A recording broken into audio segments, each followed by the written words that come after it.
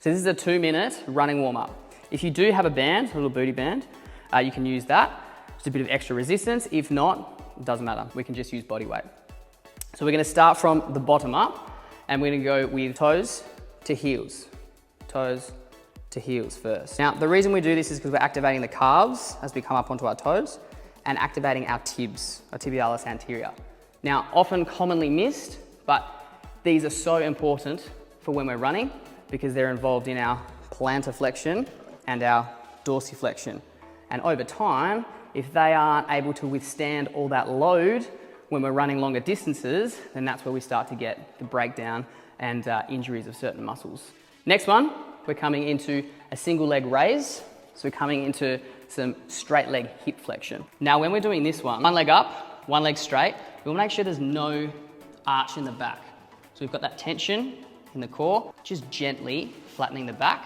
And then from here, coming up, so activating through the hip, core, psoas, and back down.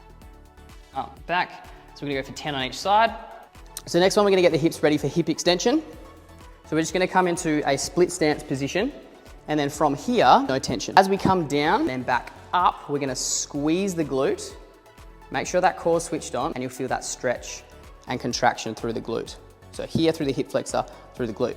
So we've got that hip back in that extension position, that hip extension position. So just going for 5 on each side. So down, squeeze the glute, down, squeeze the glute, core on. Making sure we're not arching the back either.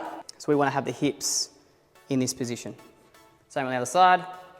Hips, not arching through the back, coming down, squeeze the glute, down, squeeze the glute. Feeling that stretch and that activation. So 5 and 5. Next one, we're coming into leg swings. Now, I see this all the time with leg swings.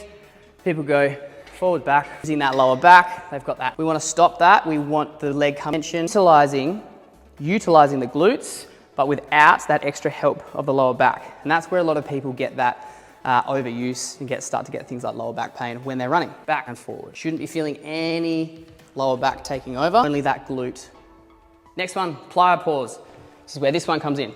So if you do have the booty band, a bit of extra tension, just helps with that extra abduction when we go from side to side. If you don't have it, it doesn't matter, it's okay. So from here, we go out, pause, pause, pause, pause. Now the key with this one, making sure you do it properly and actually pause. If we're just doing it like this, we're not gonna get anything out of it. Stepping out. And the band just gives that extra resistance for our abduction as we come out to the side. Next one, coming into the hip flexors again. If you don't have the band, that's fine.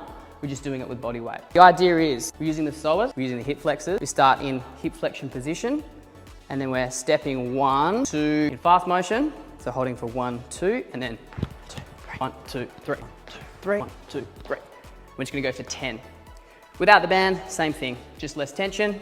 Holding up, 1, 2, 3, hold, 1, 2, 3, hold. Next one, coming into a straight leg shuffle and a skip.